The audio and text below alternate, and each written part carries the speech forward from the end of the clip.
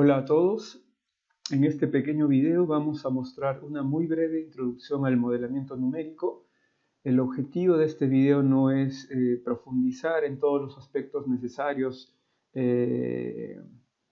para llevar a cabo un modelo de todo tipo, simplemente vamos a mostrar de manera sucinta algunos de los conceptos, puede que por ahí omitamos algunos en función de que vamos a orientar esta breve explicación para poder desarrollar un breve y sencillo caso práctico en la parte final de este video.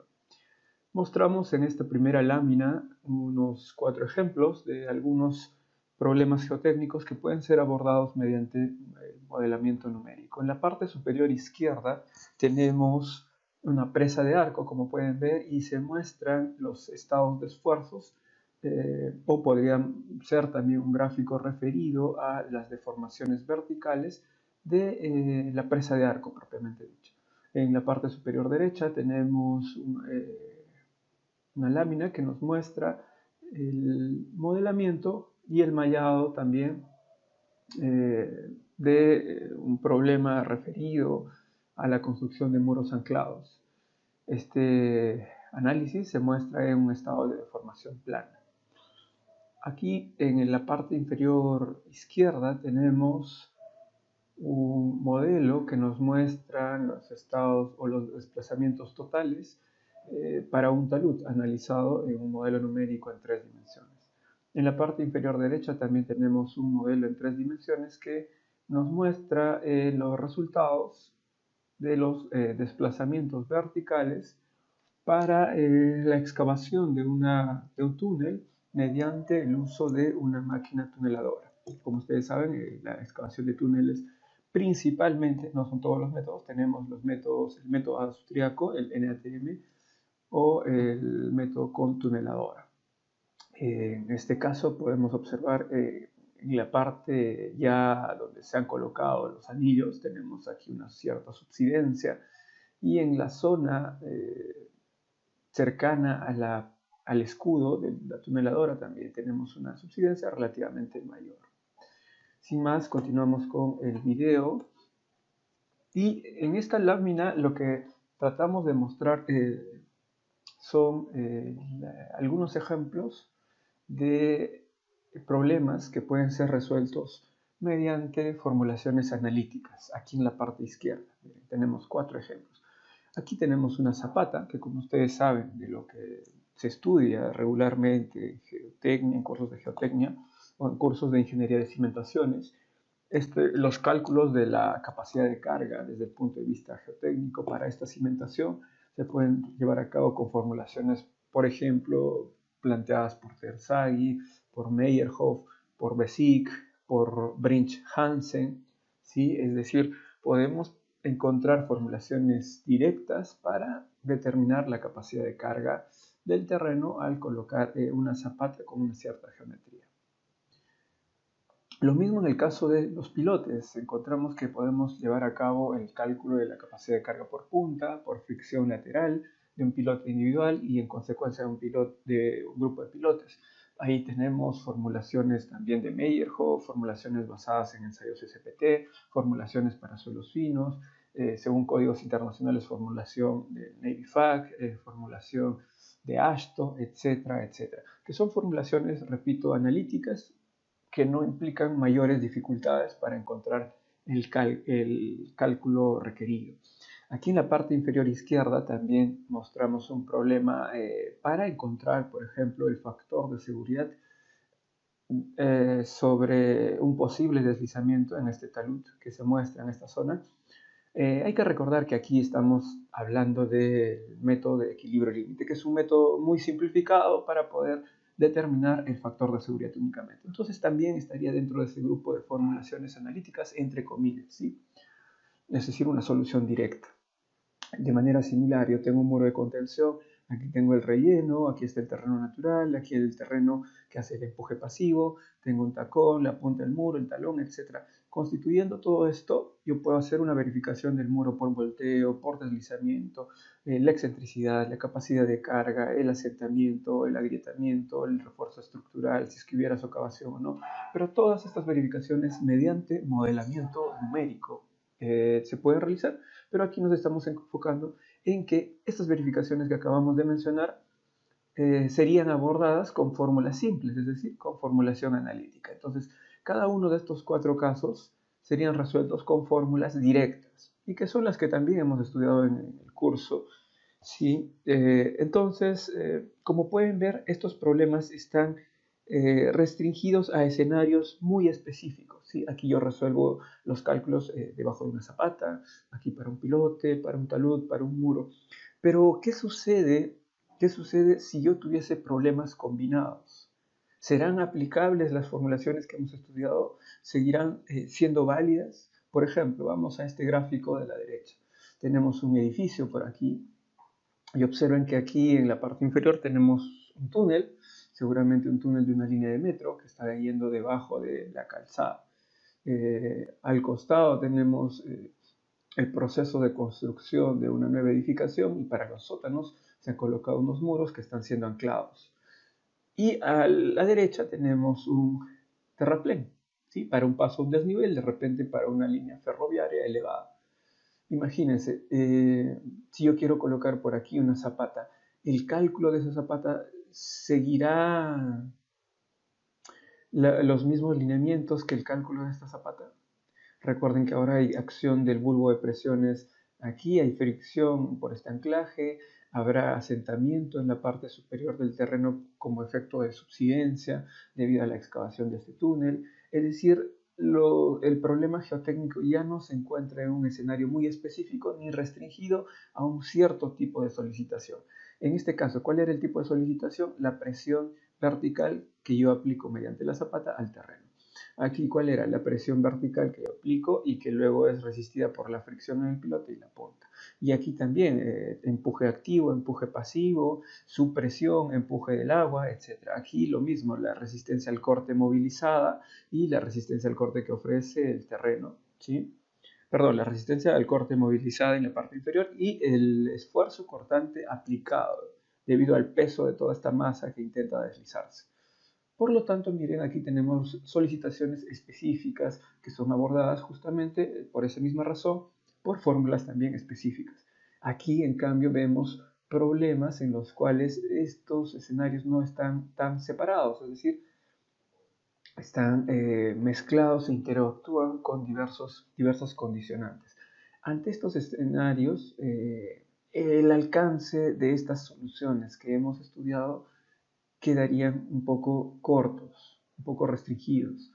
Entonces ahí surge la necesidad de comenzar a estudiarlos de otra manera, de una manera más integral. Y ahí es donde entra el modelamiento numérico, ¿sí? Una forma de encontrar la solución a todos estos problemas abordándolos de manera integral.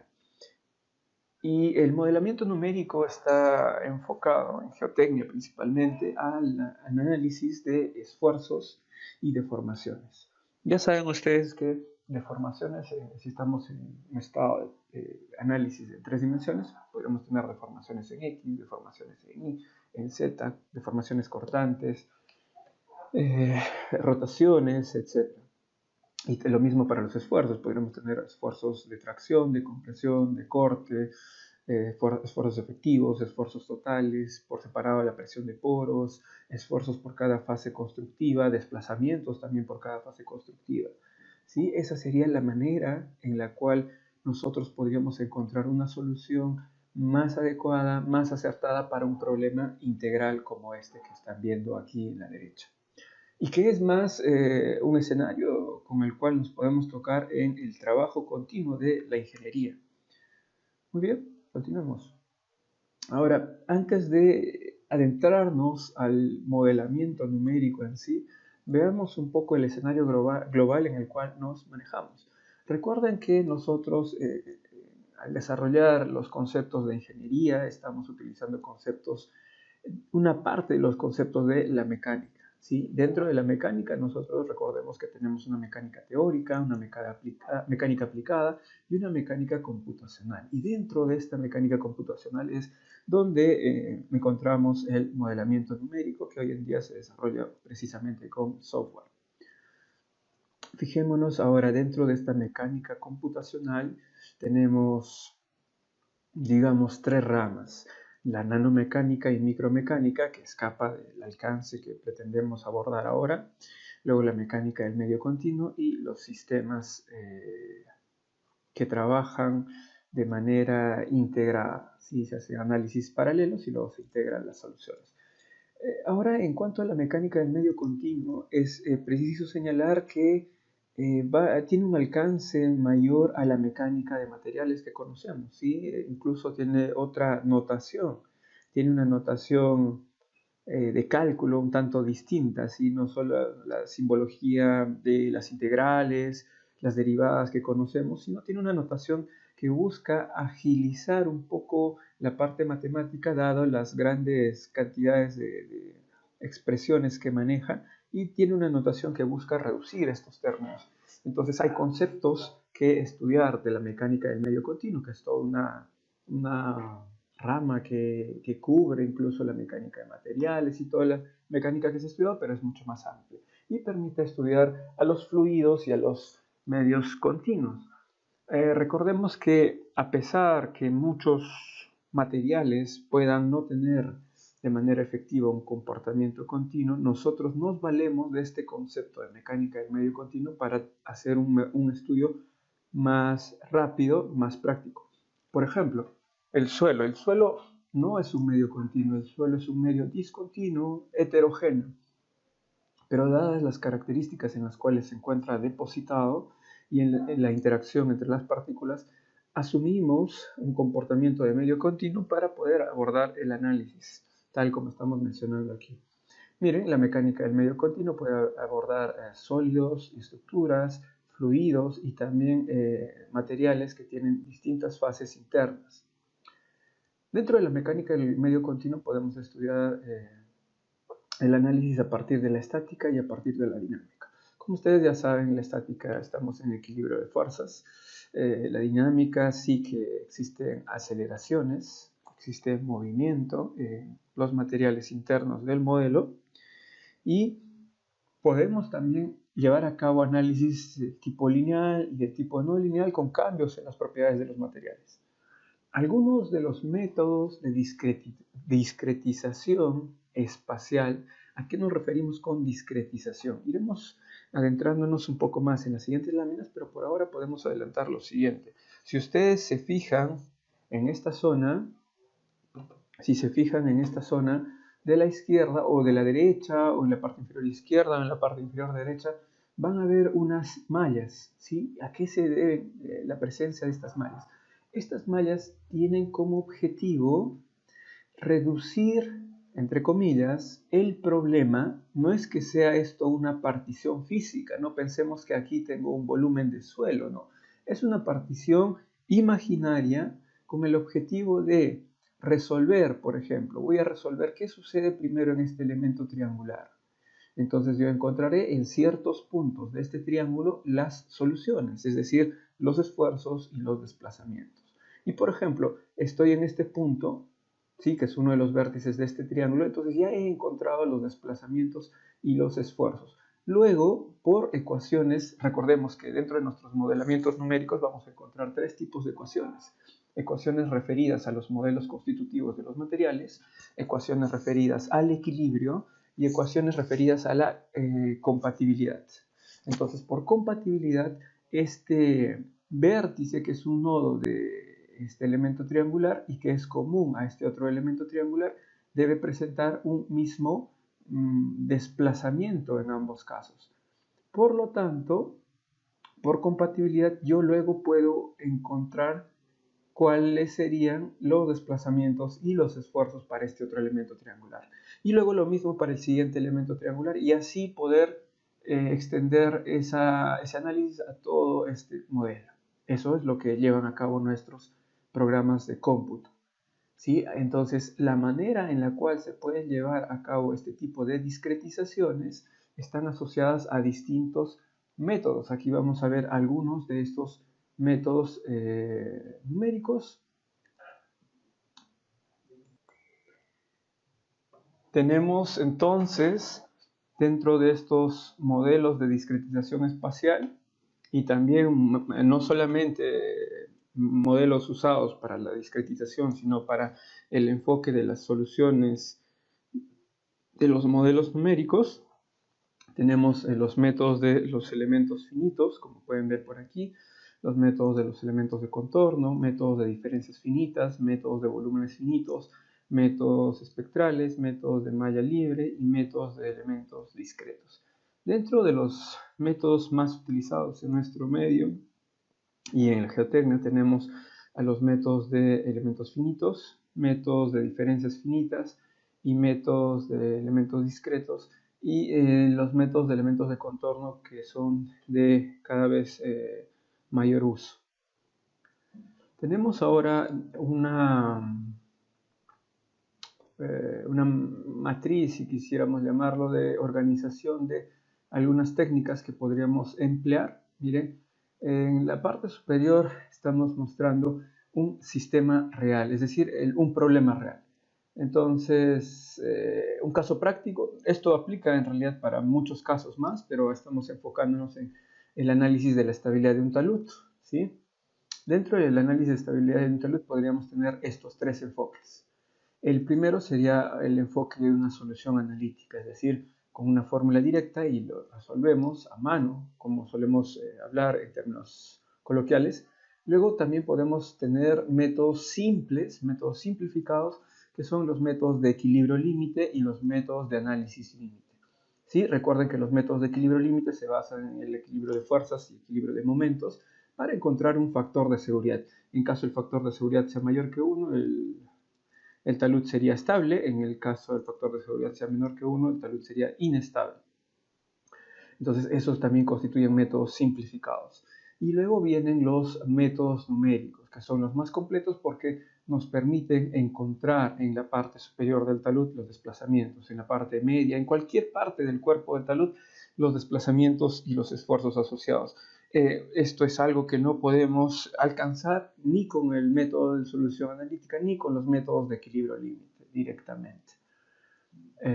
Ahora, dentro de los métodos numéricos tenemos métodos que se aplican para medios continuos, para medios discontinuos y análisis híbridos. Dentro de todos estos métodos nosotros nos vamos a centrar, dentro de todos estos escenarios nos vamos a centrar en análisis de medio continuo. Y dentro del análisis de los medios continuos tenemos a los métodos de los elementos finitos, los métodos de las diferencias finitas y los otros métodos que ya hemos comentado en la lámina anterior.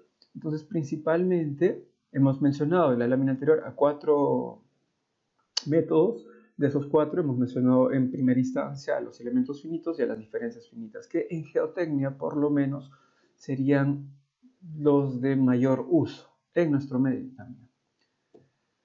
Aquí tenemos algunos, ojo, no tenemos ni siquiera aquí el listado de la tercera parte de todos los software con los cuales contamos actualmente. Algunos de los paquetes comerciales, miren, en el caso de las diferencias finitas tenemos el FLAC, en el caso de los elementos finitos el Abacus.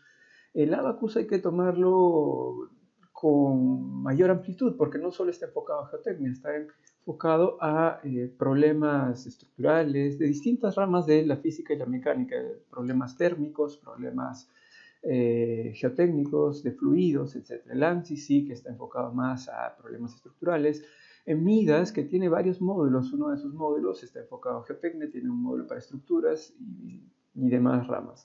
Tenemos el PLAXIS, que está enfocado en la geotecnia, Sigma también a la geotecnia, y estos 4 paquetes son, digamos, de un solo paquete de software de una sola compañía, y tenemos distintas aplicaciones, una subdivisión de aplicaciones.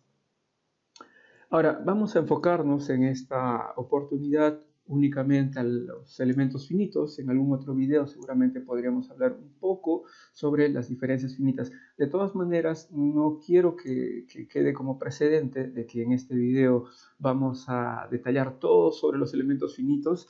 Nada que ver, un tema como este conllevaría hasta 1 o 2 cursos, ¿sí? Entonces solamente vamos a mostrar algunas nociones previas y algunos aspectos en los cuales debemos reparar y tener mucho cuidado a la hora de llevar a cabo nuestros propios modelos. Miren, entonces, para el caso de los elementos finitos hay que tener estas consideraciones. Hay una gran variedad de programas comerciales actualmente, no solo en nuestro medio, sino en general, en todo el mundo. Es un método bastante difundido, si no el que más de todo el listado que hemos mostrado. Presenta una discretización en nodos y elementos, es decir, este triángulo que ustedes ven aquí, bueno, en realidad aquí es un elemento en volumen, seguramente un tetraedro, es un elemento, pero dentro de este elemento también tenemos nodos y para cada uno de esos nodos es posible calcular los desplazamientos. Y también dentro de este elemento tendremos puntos de esfuerzo y para cada uno de esos puntos de esfuerzo, como lo dice el nombre, será posible calcular los esfuerzos incurridos. Tenemos conectividad constante, tenemos un cambio principal en los nodos y entre nodo y nodo de los elementos y una aproximación en el interior de los elementos mediante funciones de forma. Si bien es cierto esto de este término tal vez no les sea muy familiar, pero dentro de la teoría de los elementos finitos se estudian de manera introductoria problemas base. Por ejemplo, el problema de una viga uniformemente cargada, el problema de las líneas de flujo, ¿sí? De mecánica de fluidos, el problema de una zapata cargada uniformemente, una losa cargada uniformemente, y se encuentran las funciones de forma. Y las funciones de forma de cada elemento, sea lineal, sea un elemento bidimensional o tridimensional, nos permiten encontrar luego los desplazamientos en el interior del propio elemento por procesos de integración. Pero esto escapa en realidad del alcance de este video, de carácter muy superficial, para mostrar simplemente una breve introducción de los conceptos que podrían cubrir un modelamiento numérico. Esto lo dejamos para un video posterior en el cual podríamos adentrarnos un poco más en los elementos finitos. Muy bien, un aspecto que sí que no quería dejar de pasar es el siguiente: el modelamiento numérico como tal. Y esto en realidad no cubre solo a los elementos finitos como está aquí. Hemos puesto este título porque es en esencia lo que vamos a intentar abordar un poco en unos minutos, pero el modelamiento numérico en general, sea que apliquemos diferencias finitas, elementos discretos, elementos finitos, elementos de contorno, cualquier otra técnica, cubre principalmente estos 4 aspectos que estamos viendo a la izquierda. Y en diferencia, estos 4 aspectos y con cierta preponderancia de alguno de ellos. Los he colocado en orden, es decir, número 1 al número 4, donde el primer aspecto que ustedes ven aquí es el más importante de todos. ¿Y qué nos dice? Conocer adecuadamente la geotecnia. Como ustedes saben, la geotecnia está compuesta principalmente por 4 ramas: la mecánica de suelos, la mecánica de rocas, la ingeniería de cimentaciones y la geología aplicada. Y les dije principalmente porque saben que podemos encontrar las variantes. Tenemos no solo mecánica de suelos, sino dinámica de suelos.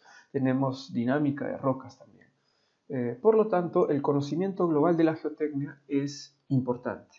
Y no es solamente, señores, conocer, por ejemplo, la cohesión, el ángulo de fricción, qué es el módulo de elasticidad y ya está. No, conocer muy bien en qué consiste la geotecnia, conocer muy bien las trayectorias de esfuerzos, el comportamiento en estados de carga, descarga, la consolidación de suelos, la resistencia al corte, la dinámica de suelos. Cuanto mejor conozca yo la geotecnia, mejor preparado estaré para llevar a cabo modelamientos numéricos. No hablamos de un conocimiento básico de geotecnia, un conocimiento completo de la misma es necesario.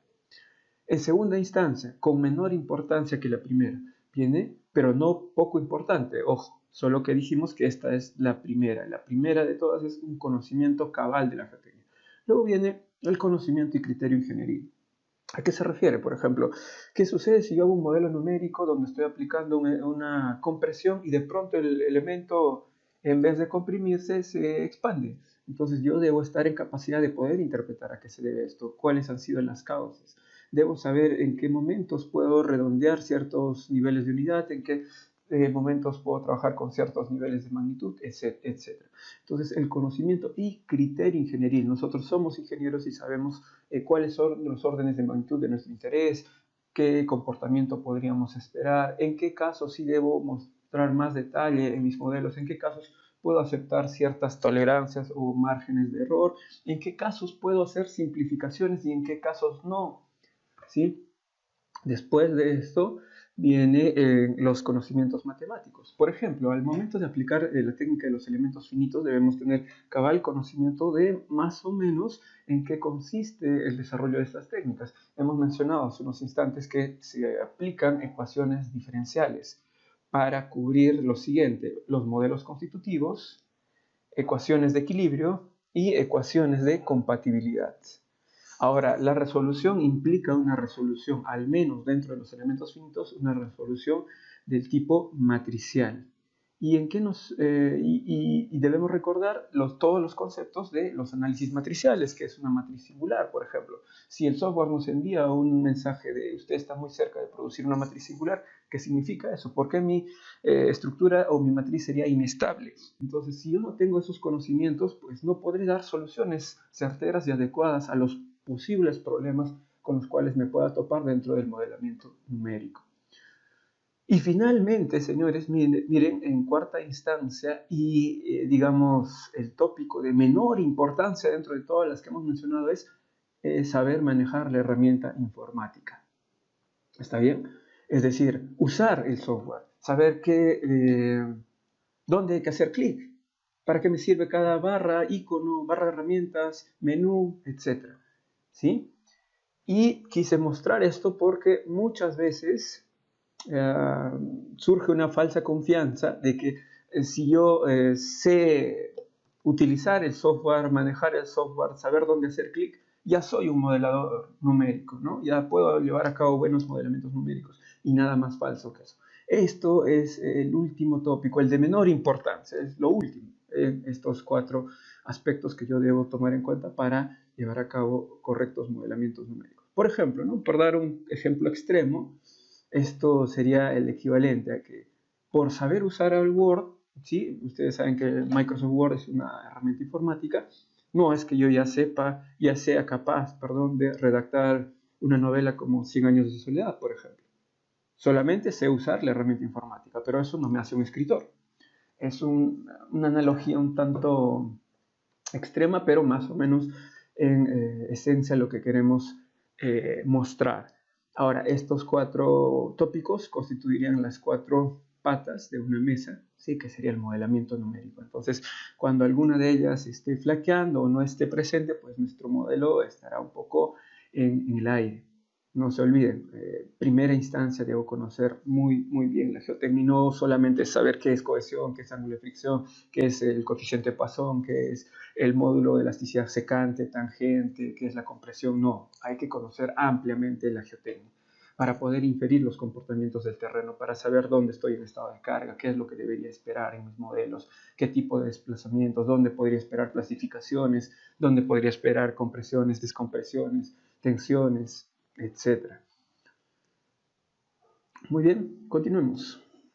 Aquí podemos ver ahora ciertos aspectos que en cada tipo de técnica o método vamos a cubrir con los modelamientos numéricos. Esto en realidad no es que sea restrictivo solamente para los elementos finitos.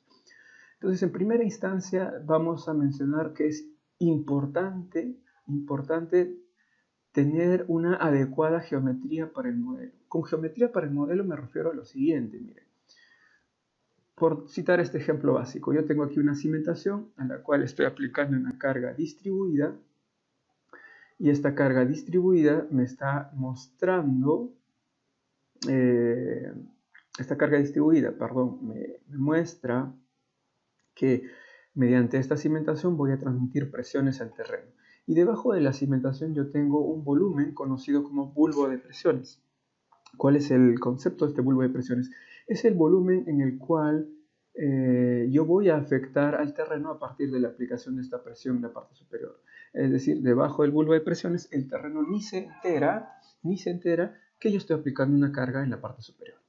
Entonces, ¿cómo traduzco esto a la geometría de un modelo numérico? Es decir, el modelo numérico debe tener una geometría tal que sea lo más grande que pueda cubrir a este bulbo de presiones. No tendría sentido que yo haga un modelo numérico y lo recorte por aquí. ¿Por qué? Porque no voy a cubrir el bulbo y por lo tanto estaré alterando los resultados que yo voy a identificar con mi modelo numérico. Entonces, de nada me habrá servido ese esfuerzo en implementar ese modelo. Lo mismo, miren, aquí tenemos un problema, unos resultados de un problema de muros anclados. Aquí están los anclajes.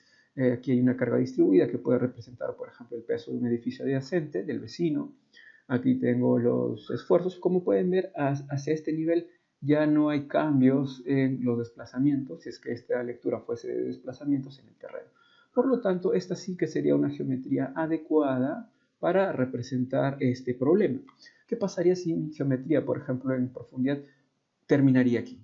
Entonces, a este nivel yo hago un recorte y como pueden ver, hasta esta zona no se habrían disipado todavía los desplazamientos y esfuerzos. Entonces, estaría alterando los resultados. Ahora vamos a ver un tema de mallado. Entonces no se olviden, un primer aspecto, dijimos en el modelamiento numérico, es abordar la geometría. Tiene que ser lo suficientemente grande para poder cubrir mi problema geotécnico. El segundo aspecto es el mallado, que tal como ya hemos mencionado hace unos instantes, ¿sí? Se refiere a estos elementos. ¿Qué tan fino debe ser mi mallado y qué tipo de malla? Hay programas que utilizan elementos cuadráticos, por ejemplo el FLAC utiliza elementos cuadráticos, el Plaxis utiliza elementos triangulares cuando estamos al menos en programas en 2 dimensiones. En programas en 3 dimensiones seguramente tendremos tetraedros en algunos casos, en otros casos podríamos encontrar un paralelepípedo, pero continuemos. Y aquí tenemos algunas de las características, por ejemplo, cuadrilátero bilineal, cuadrilátero con 8 nodos, y luego estos elementos se irán ajustando a la geometría general de nuestro modelo, sea en 2 dimensiones, sea en 3 dimensiones. Otro aspecto que debemos tomar en cuenta en los modelamientos numéricos es el siguiente, los modelos constitutivos.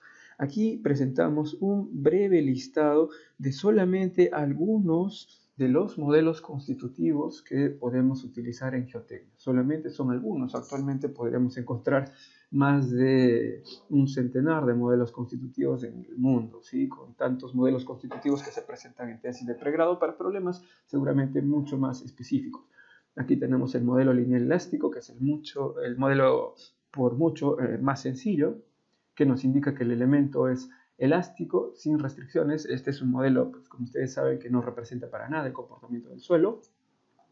Tenemos el modelo Moore-Coulomb, que es un modelo elastoplástico perfecto, que bajo ciertas condiciones puede ser representativo del suelo, pero muy restringido. Cuando mi problema geotécnico tiene varios estados de carga, descarga, este modelo ya resulta, digamos, de poco alcance. No logra cubrir toda la posibilidad de configuraciones que presentaría el terreno.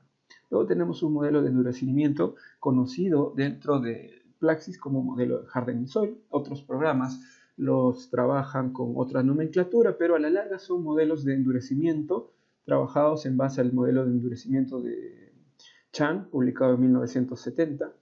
Aquí tenemos otra variante, modelo de endurecimiento para pequeñas deformaciones. Esto se utiliza muy bien cuando el modelo numérico va a ser sometido a una solicitación sísmica, por ejemplo, en un acelerograma de un sismo.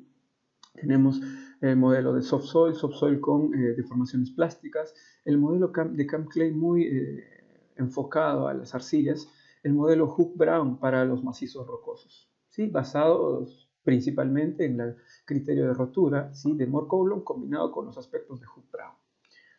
Aquí tenemos en la parte derecha simplemente la representación de los estados de esfuerzos en 3 dimensiones, y aquí, bajo esa condición, lo que representaría P y Q, que como ustedes saben, nos ayudan a encontrar las trayectorias de esfuerzos.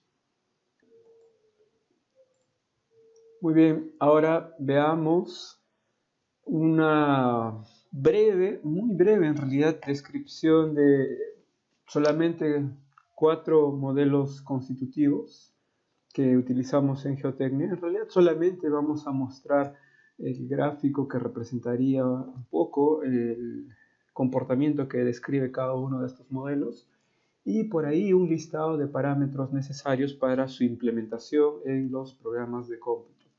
Como pueden ver, en la parte izquierda tenemos el modelo lineal elástico, que nos indica una relación lineal y elástica de un material. Miren en el gráfico de esfuerzo de deformación. Aquí tenemos la deformación específica o deformación unitaria y aquí el esfuerzo. Miren, conforme crece la deformación aplicada, el esfuerzo asociado también lo hace y de manera constante.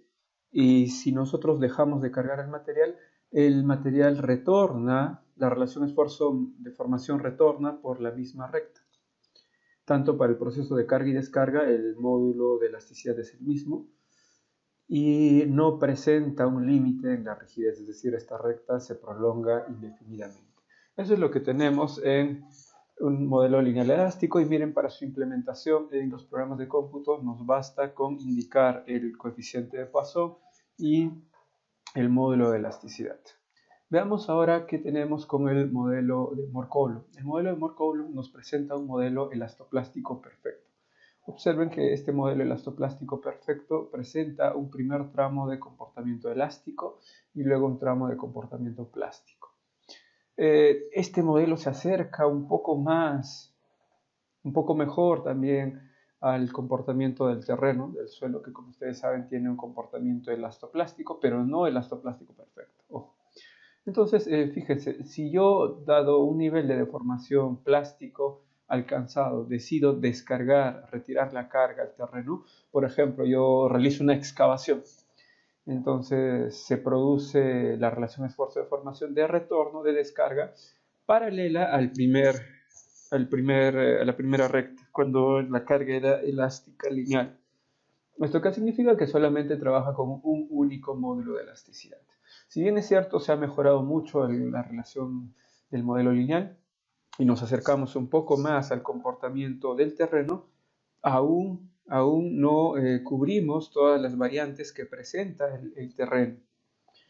Además, necesitamos en este caso la corrección, el ángulo de fricción que nos dan la medida de la resistencia al corte del terreno y nos ayudan a entender el modelo de rotura de Mohr-Coulomb. Tenemos el ángulo de dilatancia, que de manera simplificada muchos autores proponen calcularlo como el ángulo de fricción menos 30 grados, algunos otros autores el ángulo de fricción menos 32 grados. Y bueno, este es el valor en el cual se genera el valor tope de esfuerzo que puede resistir el terreno. Aquí tenemos dos modelos adicionales, el modelo de Harding-Nissol y el modelo de Kamm-Clay. Hay muchos más modelos, ya hemos mostrado incluso un listado un poco más extenso hace unas láminas. El modelo de Harding-Nissol, observen, presenta 3 módulos de elasticidad. El primer módulo de elasticidad viene a ser el módulo de elasticidad secante. Luego tenemos el módulo de elasticidad tangente. Y, este primer módulo que ustedes ven aquí, EI, es el módulo de elasticidad tangente. ¿Ya? Luego tenemos el E50, que es el módulo de elasticidad secante, que va del origen hasta cruzar a la curva en un punto medio respecto al criterio de falla que nosotros vamos a considerar en esta zona, a la línea de falla. Entonces aquí tenemos, miren, 2 tramos iguales, este es el punto medio, entonces esa pendiente viene a ser el E50. Luego tenemos también una pendiente distinta. Si es que en algún momento, miren, cuando hemos cargado el material, lo descargamos, el proceso de descarga se da con otra pendiente, es decir, con otra rigidez. Y esto es más real, esto es lo que sucede en el terreno. El terreno no presenta una misma rigidez cuando nosotros realizamos un proceso de carga que cuando realizamos un proceso de descarga. El comportamiento real del terreno, señores, está descrito por esta curva. Pero lo que estamos haciendo es, en primera instancia, esta primera zona, representarla por un parámetro un poco más representativo y en la descarga también. Y luego tenemos representación del módulo edométrico, ¿sí? Relacionado con los ensayos de consolidación. Ahí es donde podemos encontrar este módulo edométrico. Entonces, ya en este modelo se presentan tres parámetros de elasticidad, tres módulos distintos, que en cierta medida representan mucho mejor que en el caso del modelo de Moore-Coulomb varias condicionantes. Por ejemplo, si yo estoy en un modelo de un terreno donde primero coloco un terraplén, la colocación del terraplén es una colocación de carga. En ese caso, el modelo de Moore-Coulomb más o menos se puede defender bien, lo mismo Harding-Mills. Y luego al costado realizo un proceso de excavación. Entonces, en el proceso de excavación que estoy haciendo, estoy descargando el terreno. Y el modelo de Moore-Coulomb ya no alcanza eso, ¿sí? Es decir, el modelo de Moore-Coulomb lo que haría es aplicar este mismo módulo de elasticidad para las dos condiciones, y eso es falso. Eso no sucede así en términos reales. En cambio, este modelo sí que utilizaría este modelo de descarga. ¿Sí? Entonces, a partir de estos parámetros, busca construir mucho mejor el comportamiento, un gráfico que represente mejor el comportamiento del terreno. Entonces, con esos tres parámetros, el programa va a intentar desarrollar una curva como esta, que se ajustará seguramente a, por ejemplo, resultados de ensayos de compresión triaxial que podemos llevar. Y hay manera de calibrar estos parámetros. Miren, estos son todos los parámetros que necesitamos inferir o en algunos casos medirlos directamente del laboratorio para poder implementar adecuadamente este modelo constitutivo. Aquí tenemos un modelo de Camp Clay basado principalmente en el análisis de los estados críticos del suelo. Como ustedes pueden ver, este es el círculo de Moore y aquí tenemos una línea de estado crítico. Me parece que en el video de ensayo de compresión triaxial, luego tenemos otro video de ejemplos resueltos de trayectoria de esfuerzos, hay un ejercicio donde mostramos esta línea de línea crítica, línea de estado crítico. Muy bien. Ahora veamos, señores, qué tipos de modelamiento numérico podemos abordar.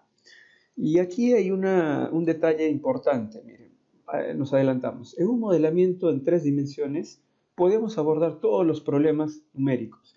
La única limitante serían nuestros recursos de cómputo. Como ustedes saben, las computadoras tienen distintos tipos de procesadores, algunos procesadores más potentes que otros. Conforme está pasando el tiempo, los procesadores cada vez son más potentes, incluyen varias unidades de procesamiento. No confundir esto con memoria RAM, sino con el procesador. ¿Qué velocidad tiene el procesador? ¿Cuántas unidades de procesamiento tenemos? Entonces, en un modelo 3D, pues podemos incluir anclajes, pilotes, excavación, túnel, presa, todo.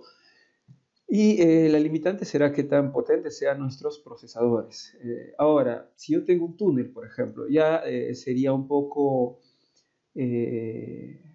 presuntuoso intentar modelarlo todo tal cual se va a construir. Preferiblemente, por ahorro de recursos informáticos, se modela, miren, por simetría solo la mitad de la excavación. No tendría sentido colocar todo el modelo porque los resultados hacia el lado izquierdo y hacia el lado derecho serían los mismos prácticamente. Eso en cuanto a 3 dimensiones. Ahora, en cuanto a 2 dimensiones, recordemos que vamos a modelar problemas solamente en el plano. Entonces, aquí tenemos 2 escenarios, 2 posibilidades. Una posibilidad es hacer análisis en deformación plana, conocidos como plane strain, o análisis axisimétricos. Por ejemplo, si yo tengo aquí en el lado izquierdo un problema, por decir, una losa, miren, que tiene aquí la dimensión más corta y por este lado la dimensión más larga, que puede ser, por decir, 10 metros por aquí y por aquí 60 metros, por dar un ejemplo cualquiera. Puede ser una losa, puede ser una piscina elevada, una carga distribuida, lo que querramos. Si yo hago un corte, ojo, el corte se hace en la dimensión más corta. ¿Por qué? Porque este corte que estamos haciendo, si yo lo hiciera 10 metros atrás, más o menos me daría los mismos resultados. Si yo lo hago 10 metros hacia adelante, más o menos me da los mismos resultados.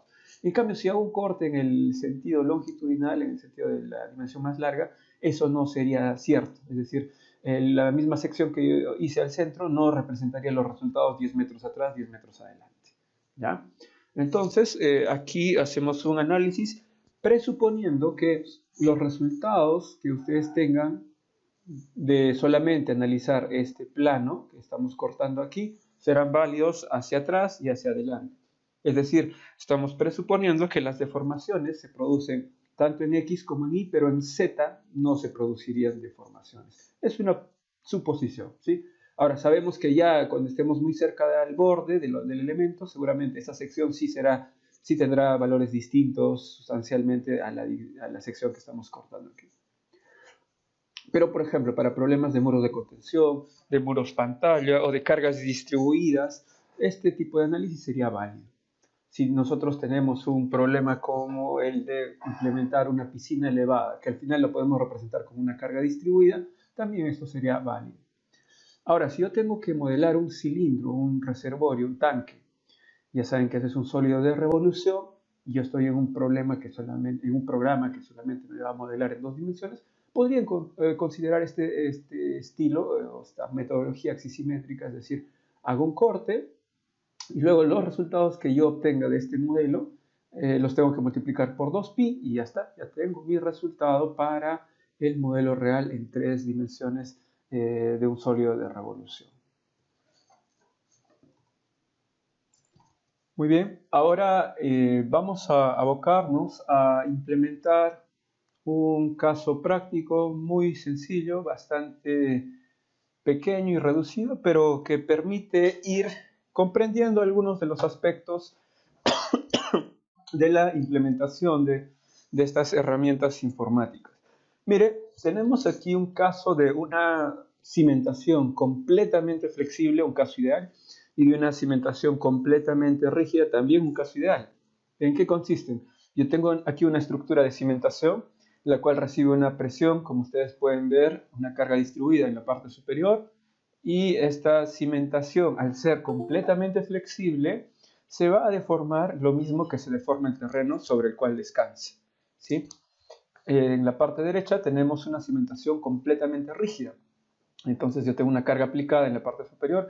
¿Y qué significa? Que la cimentación no se va a deformar nada y va a tener un asentamiento uniforme. Observen, un asentamiento uniforme. Entonces el terreno acompañará ese asentamiento, que será horizontal desde el punto A hasta el punto D, y luego hacia los lados recién tendremos un asentamiento diferenciado.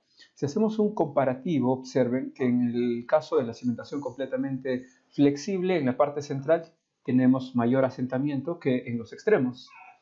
En el caso de una cimentación completamente rígida, tenemos un asentamiento uniforme en toda el área debajo de la cimentación.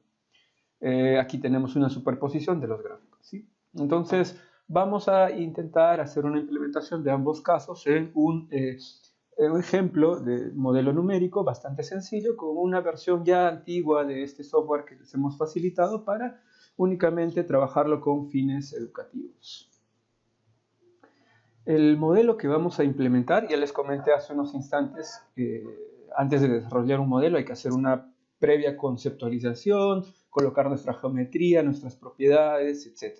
Entonces aquí ya vamos a brindarles esos datos para comenzar de manera más eficiente.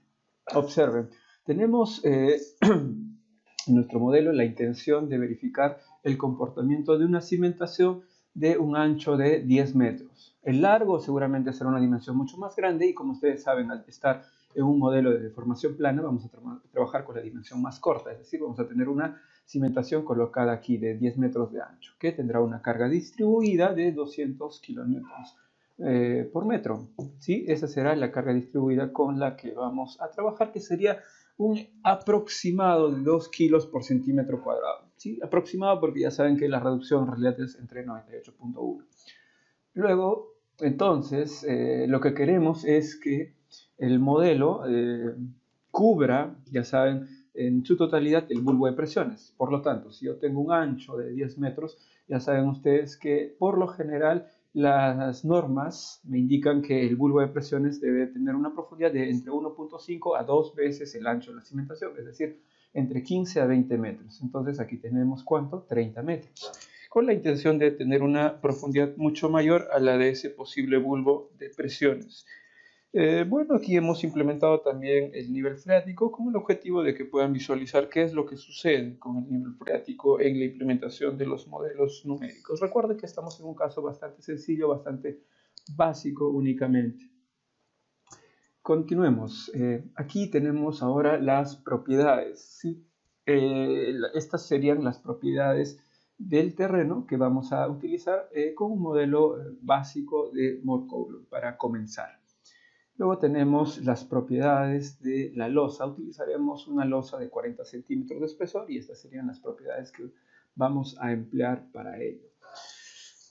Muy bien, dicho sea eso, recordemos que en la herramienta informática, ya en una versión bastante antigua que vamos a implementar, utiliza estos dos elementos. Utiliza elementos triangulares, pero hay la posibilidad de utilizar elementos de 6 nodos y 15 nodos. Debido a que en el pasado ustedes saben que los procesadores de cómputo eran mucho más limitados que los procesadores con los que contamos hoy en día, entonces para problemas bastante sencillos y de menor complejidad se podían utilizar elementos de 6 nodos. Hoy en día todos los procesadores de cómputo, incluso los más sencillos, son capaces de cubrir enormemente la necesidad de cómputo que acarrea en la utilización de un elemento triangular de 15 nodos. Sí, estos elementos tienen 15 nodos, como los que están viendo aquí, y además 12 puntos de esfuerzo, que lastimosamente, o bueno, están aquí, ¿no? A ver, vamos a contabilizar 1, 2, 3, 4, 8, y aquí están 12 puntos de esfuerzo. Entonces, dentro de cada elemento triangular, no se olviden, vamos a tener 15 nodos, que son los puntos en los cuales vamos a leer los desplazamientos, y también 12 puntos de esfuerzo, que son los puntos, como dice su nombre, donde vamos a leer los desplazamientos. No olviden eso, señores, es algo muy, muy importante. Vamos a utilizar entonces 15 nodos. Como les dije, así tengamos una herramienta informática de poca potencia, se sobra para resolver esto. Y dado también que los problemas que vamos a resolver son bastante sencillos. Por ejemplo, si tuviéramos que resolver un problema de un túnel, un análisis dinámico, con una interacción con pantallas, etc., es decir, un problema bastante complicado, ahí sí que requeriríamos una estructura de cómputo mucho más potente. Muy bien, dicho eso, vamos a pasar ahora sí a la herramienta. Y bueno, la herramienta que ustedes tienen instalada seguramente es la versión bastante antigua de este software, y como ustedes pueden ver, aquí tenemos esta herramienta. Cuando ustedes la instalan van a aparecer varios módulos, deben ingresar al Plaxis Input, ingresamos a esa herramienta informática y lo que vamos a tener es lo siguiente. Vamos a tener que colocar aquí nuevo proyecto, y bueno, esta es la ventana general que se nos va a aperturar. Vamos a colocar el nombre del archivo que deseamos implementar. Vamos a colocarle cimentación, si desean. Luego aquí vamos a elegir el tipo de análisis, plane strain o axisimétrico. Ya ustedes saben de lo que hemos revisado en las láminas anteriores qué significa. Entonces, para el análisis de la cimentación aplica el plane strain, 15 nodos o 6 nodos, ya es casi necesario elegir 6 nodos. Vamos por los 15 nodos. Aquí no vamos a cambiar las constantes, la constante de la gravedad la vamos a dejar en 9.8. Luego las dimensiones.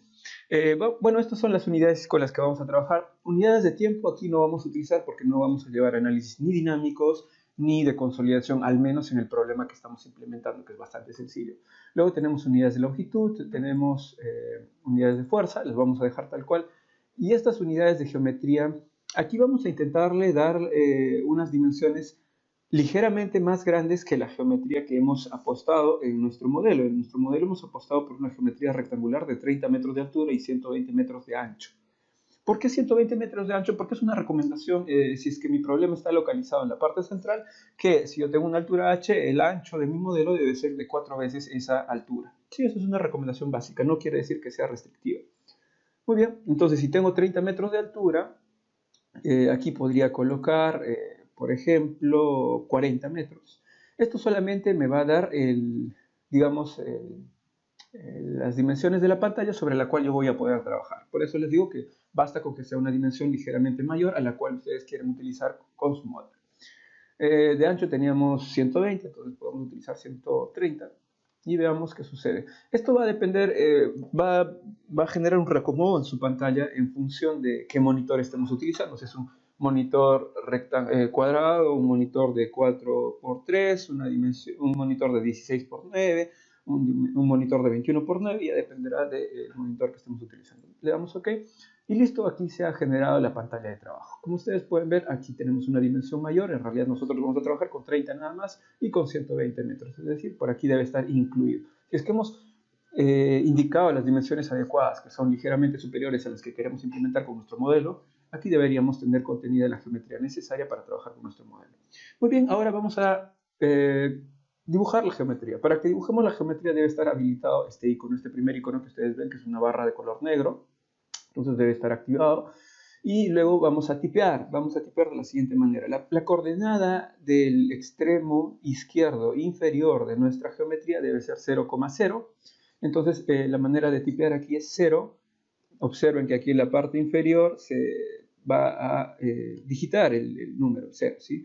Luego vamos a colocar espacio, no coma, sino espacio, otra vez 0, y damos Enter. Y miren, ya se ha graficado el primer punto. Vamos al otro vértice, que sería 120,0, entonces digitamos nuevamente 120, espacio 0, Enter, y listo, ya está. Miren, ya tenemos. Ahora el otro vértice extremo derecho superior sería 120, espacio 30, le damos Enter y ya está. Y luego el otro vértice sería 0, perdón, espacio 30, ya está. Y regresamos al origen, 0, espacio 0, Enter y listo. Ya está. Para que la herramienta no continúe activa, vamos a hacer clic en el cursor de color rojo que está en la parte superior. Miren, hacemos clic y ya está. La herramienta ya se ha deshabilitado.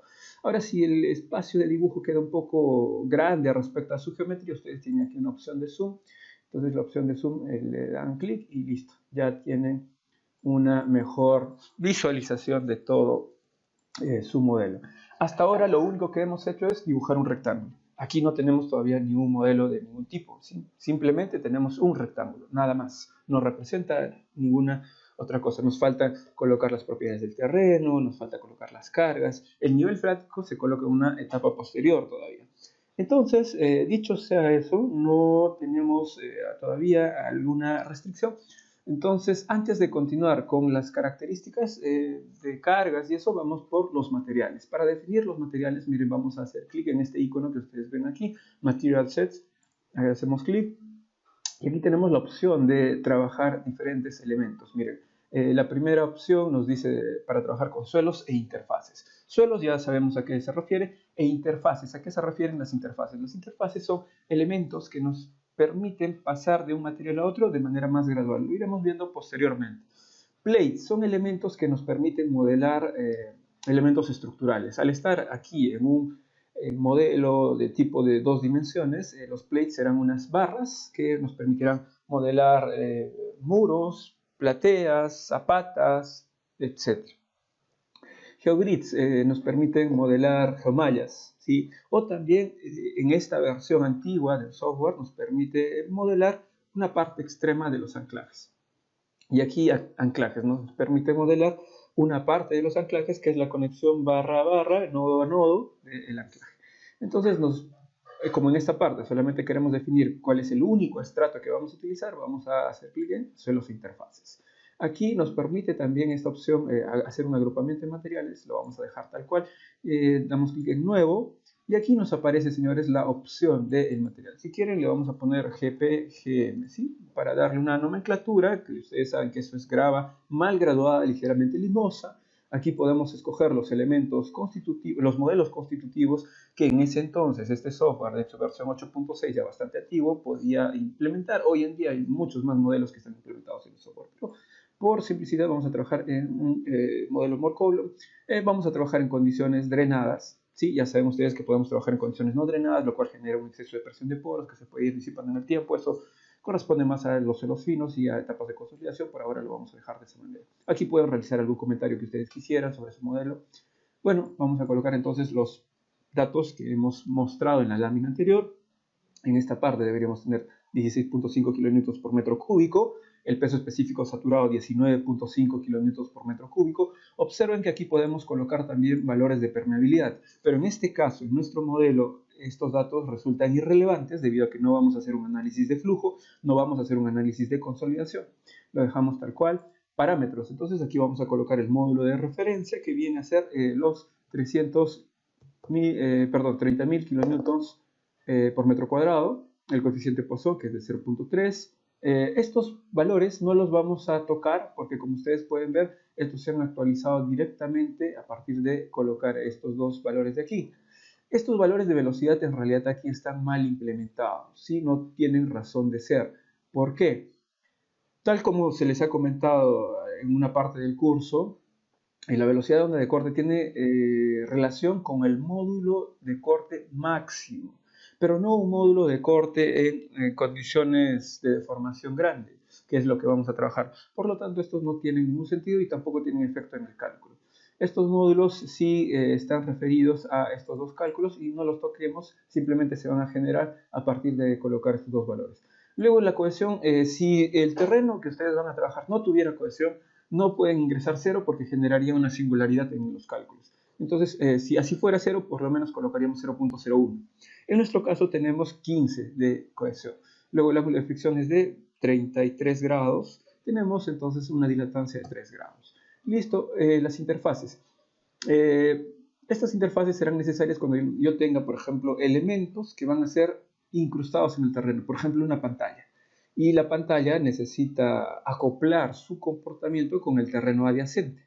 En este caso no va a ser ese el escenario, entonces lo vamos a dejar en condiciones reales. En otro modelo, seguramente que conversaremos posteriormente, ahí sí que vamos a abordar un poco de las características de esta interfase. Muy bien, entonces damos clic en OK. Ya está, ya tenemos creada el modelo, la geometría. Entonces hacemos clic en este elemento, arrastramos hacia nuestro rectángulo, porque por ahora es solo un rectángulo, y listo. Observen que se ha modificado el color asignado. Entonces ahora sí este rectángulo representa un estrato de suelo. Listo, damos clic en OK. Entonces, por lo pronto tenemos un estrato de suelo inestable. ¿Por qué decimos inestable? Si yo colocara una carga distribuida aquí, de arriba hacia abajo, ¿qué sucedería con este rectángulo? Se iría hacia abajo al infinito. O si yo colocara aquí una carga de izquierda a derecha hacia este elemento, se iría hacia la derecha al infinito. ¿Sí? Todavía es un estrato inestable, es un dibujo nada más. Entonces, ¿qué necesitamos? Ahora brindarle las condiciones de contorno, que tal vez no hemos conversado mucho sobre eso en las láminas anteriores, pero miren, aquí lo vamos a definir con este icono. Observen dónde estoy colocando el cursor, hacemos clic y observen qué va a pasar en este borde izquierdo, en este borde derecho y en esta parte inferior. Miren, han aparecido restricciones. ¿Qué significa? Que esta línea que está en la parte inferior no se puede mover hacia la izquierda, no se puede mover hacia la derecha, no se puede mover hacia arriba ni hacia abajo. Luego en este extremo izquierdo no se puede mover ni hacia la izquierda ni hacia la derecha, pero sí puede tener desplazamientos verticales. Lo mismo para el extremo derecho. Entonces con eso ya hemos definido las condiciones de contorno. El extremo superior sí que no es afectado porque evidentemente ahí vamos a colocar nuestras cargas, ahí queremos hacer los análisis de los esfuerzos, las deformaciones que intentamos calcular. Muy bien, hasta este momento lo único que hemos hecho es colocar nuestro estrato, la geometría y las condiciones de contorno. Ahora, hemos mencionado que necesitamos colocar una carga de 200 kN por metro en la parte central en un ancho de 10 metros. Para definir eso vamos a hacer clic en este estado de carga, mira una carga distribuida, hacemos clic y listo, ya tenemos la herramienta habilitada. Pero recuerden que para el dibujo hay que situarnos en esta zona. Bueno, en realidad no necesitamos hacer clic, sino por el hecho de ya tener la herramienta habilitada podemos tipear. Entonces las coordenadas para tener una carga aquí de 10 metros de ancho serían 55 espacio 30, enter. Observen, miren, ya apareció aquí en el primer punto. Luego sería 65 espacio 30, enter. Ya está. Y ahora para deshabilitar la herramienta hacemos clic en el icono aquí en la parte superior, el cursor derecho, perdón, el cursor de color rojo, clic y ya está. Ahora sí que ya tenemos la carga distribuida. Ahora, si bien es cierto en este software, en esta versión, nos permite dejar la carga distribuida y sin asignación de valor y luego ya en las etapas de análisis poder asignarle en ese momento la carga, esa es una manera, ¿sí? Si es que yo tengo opciones de que esa carga pueda ir cambiando en varias etapas constructivas. Pero como este es un análisis básico, podríamos incluso ya definir la carga en esta parte, ¿sí? Sin ir al segundo módulo del software. Entonces vamos aquí, observen, hay una línea que une los puntos 4 y 5. Voy a hacer doble clic. y me aparece esta ventana.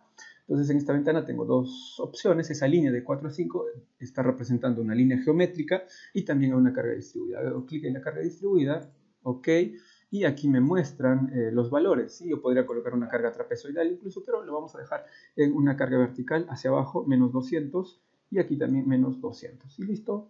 Ok, ya está. Entonces, con esto hemos definido la geometría, el estrato, las propiedades geotécnicas, las condiciones de borde y ahora la carga distribuida. Muy bien, ¿qué nos falta? La malla, no se olviden, la malla. Muy importante. Vamos aquí, la malla, vamos a generar la malla. Se va a aperturar otra ventana y nos muestra esta malla. Como ustedes pueden ver, los elementos triangulares son bastante generosos en cuanto a sus dimensiones y no nos generaría mucha confianza, ¿no? Unas dimensiones muy grandes para estos elementos. Y lo que hacemos primero es actualizar. Actualizamos aquí. Con eso hemos dicho que estamos aceptando esa malla. Pero podemos modificarla en este módulo. Miren, vamos a hacer clic en Mesh y vamos a hacer un refinado global. Observen qué sucede. La malla ahora es un poco más reducida. Actualizamos. Si queremos afinarlo un poco más, hacemos nuevamente el mismo procedimiento. Miren, una malla más fina. Nuevamente actualizamos y un último procedimiento. Observen que ahora tenemos una malla un poco más coherente con los resultados que esperamos abordar. En realidad no había necesidad de tanto refinamiento debido a que el modelo es bastante sencillo, pero queríamos mostrarles ese procedimiento. Es posible también en los casos en los que mi problema sea un poco más complejo y yo tenga bordes donde no necesite tanta malla, hacer el refinamiento localizado. Es decir, si yo tengo un túnel, yo puedo hacer una densificación de la malla alrededor del túnel, pero hacia los lados ya no tanto. ¿Sí? Eso lo conversaremos en un momento posterior. Actualizamos y ya hemos aceptado, por ende, la generación de esa malla. Entonces, ahora vamos a definir las condiciones iniciales. Ojo, ¿qué son las condiciones iniciales? Antes de abocarnos a eso. Miren, el día que yo vaya a construir o colocar una carga con una zapata a un terreno, para mí ese es el momento inicial, ¿sí? Pero para el terreno ese no es el momento inicial. Para el terreno han pasado muchas etapas, eras geológicas en las cuales todo el material que nosotros encontramos hoy en día se ha acumulado. ¿Qué quiere decir? Miren, yo voy a colocar mi cursor en este punto, ¿ya? Entonces, el día que yo vaya a construir mi cimentación, para mí esa es la ubicación inicial de ese punto. Pero esa es la ubicación final, inicial, total de ese punto. No, en el pasado, hace muchos años, ese punto de repente estaba aquí, un poco más arriba. Pero debido a que ese punto soporta el peso de toda esta columna de suelo, ha pasado a ubicarse de este punto hacia un punto más bajo. Y es ahí donde yo lo encontraba. Para mí ese es el inicio. Pero el programa de cómputo pues no va a saber diferenciar de total cuál es el inicio de lo que estamos encontrando nosotros o lo que ha sucedido en el pasado. Entonces hay que simular lo que ha sucedido en el pasado. ¿Está bien? Entonces eso lo vamos a lograr de esta manera. Vamos a definir las condiciones iniciales. Aquí el peso específico del agua lo estaba dejando como 10. Si quieren lo ponen 9.8. Bueno, lo vamos a dejar como 10 por ahora. Por defecto el programa nos muestra un nivel freático en la base del modelo, es decir, está en condiciones secas. Entonces vamos a definir un nivel freático. Miren, el lápiz ya está activado. Entonces nuestro nivel freático, recordarán ustedes que las láminas estaba ubicado por aquí. Es decir, tiene unas coordenadas, vamos a tipear de 0, espacio 24, enter, ahí está, miren el cursor. Luego la siguiente coordenada sería 120, espacio 24, enter, ya está. Ahora sí tenemos el nivel freático. Y nuevamente, para desactivar la herramienta, vamos a hacer clic en el cursor de color rojo que está arriba, clic y listo. No se preocupen por esta línea que ha quedado aquí, que es un tema de dibujo, pero luego al pasar las siguientes etapas va a desaparecer. ¿Para qué hemos definido el nivel freático? Recuerden que así como vamos a indicarle al terreno cómo debe colocar las presiones que existen en cualquier punto, ustedes saben que nosotros, por ejemplo, para calcular una presión en este punto, ¿qué hacemos? Sumatoria de peso específico por profundidad. El programa necesita hacer eso antes de que nosotros lleguemos al terreno y le coloquemos nuestra carga. El programa necesita calcular la distribución de presiones en todo el terreno. Pero también, si hubiera nivel freático, el programa necesita calcular la distribución de presiones de poros, las presiones de tipo hidrostático en todo este volumen, antes de que nosotros vayamos y coloquemos nuestra carga. Para eso haremos clic, miren, en estas tres cruces de color azul para definir las presiones de poro. Hacemos clic. Hay varias formas de definir las presiones de poro. Si yo tengo flujo, si no tengo flujo, esto cambia. Como estamos en condiciones estáticas, las vamos a definir a partir del nivel freático únicamente. Le damos clic en OK. Y miren, aquí se han generado las presiones de poros. Si bien el gráfico para algunos no resulte tan familiar, ¿qué significa? Muy cercanos al nivel freático, recuerden que la presión de poros, al menos la de tipo hidrostático, es cero. Y conforme vamos profundizando, va aumentando. Entonces, los tamaños de las cruces, como ustedes pueden ver, están aumentando con la profundidad. Si acá vemos el extremo o la presión de poros más grande, es de 239.15 kilonewtons por metro cuadrado. Este programa utiliza, por convención de signos, una convención un poco, bueno, opuesta a la que utilizamos a veces en la resolución de nuestros problemas. Ya saben que en Geotecnia preferimos utilizar a las compresiones con signo positivo y a las tracciones con signo negativo. En cambio, este programa en esta versión utiliza una convención de signos referida a la mecánica de materiales, una convención general, es decir, compresión negativa, tracción positiva. Eso es lo que va a utilizar. Tengan muy en cuenta eso para poder hacer las interpretaciones posteriores en su modelo. Muy bien. Hasta aquí que hemos hecho, solamente hemos definido, le estamos indicando al programa que esta va a ser la distribución de presiones que debe utilizar. Actualizamos, miren, update. Luego vamos a pasar a definir las presiones efectivas del terreno. ¿Sí? Vamos a hacer clic entonces en este otro icono de color verde, como si fuera un semáforo, activamos este. Y ahora vamos a hacer clic en este icono de 3 cruces rojas. Nos aparece un menú como este.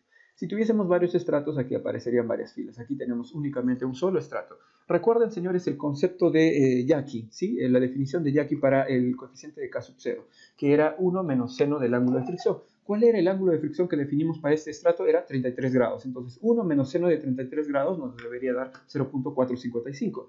Esto se debe cumplir y listo, continuamos. Muy bien, aquí pueden observar entonces el mismo efecto, que conforme llegamos a la superficie las cruces son de un tamaño casi pequeño, que luego son 0 y con la profundidad van creciendo. Entonces aquí tenemos 326.2 kilonewtons por metro cuadrado, señores.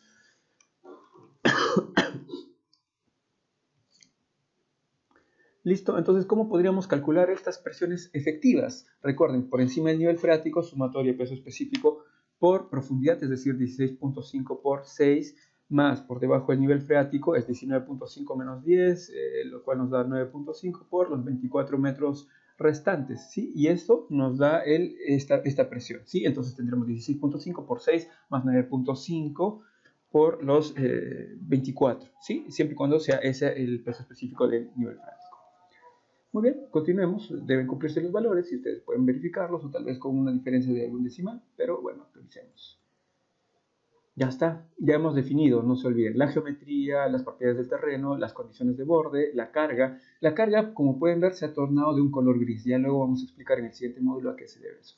Y también hemos definido las condiciones iniciales. Ahora sí estamos listos para decirle al modelo al programa que ya puede llevar a cabo un análisis. Y eso lo vamos a hacer en el módulo de cálculo. Miren, para eso hacemos clic en este módulo.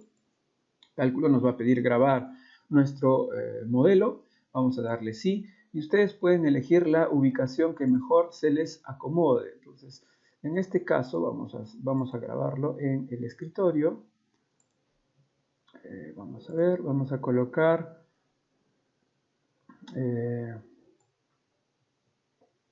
podríamos colocar una nueva carpeta con el nombre, si quieren, cimentación. Y listo, vamos a colocar el interior de esta carpeta. Ahora sí, nuestro modelo, que también se va a llamar cimentación. Es muy importante recordar lo siguiente, señores. En este tipo de programas, no solo Plaxis, también en FLAC y otros programas, cuando se crean modelos numéricos se van a generar dos cosas. Un archivo y también una carpeta. El archivo va a ser un archivo que se encarga de enlazar todos los contenidos que se han generado en su modelo. Y dentro de la carpeta estarán todos los contenidos, es decir, si yo hago una definición de geometría, habrá un archivo para la definición de geometría. Si yo hago un resumen de las propiedades del terreno, habrá un archivo sobre eso. Habrá un archivo sobre la matriz, habrá un archivo sobre el modelo constitutivo, etcétera, etcétera. Entonces, cada vez que ustedes quieran aperturar este modelo en otra computadora, tienen que copiar necesariamente el archivo que se ha generado y la carpeta asociada. Si no, no podrán aperturarlo. Muy bien, entonces podemos guardar. Y nos va a enviar al siguiente módulo, que es el que está aperturándose. Este mensaje les va a aparecer por la versión antigua del software. Entonces, como pueden ver, aquí estamos en la nueva etapa de cálculo. el programa tiene posibilidad de adicionar muchas fases de cálculo. Por ejemplo, si yo estoy en una etapa constructiva donde primero hago una excavación de 2 metros, luego una excavación de 2, de 3, de 4, 5, 10, hasta llegar a 20 metros, puedo ir viendo qué va sucediendo entre cada etapa, ¿sí? Eso lo iremos viendo posteriormente en el otro tutorial. Por lo pronto, noten que aquí hay una fase inicial.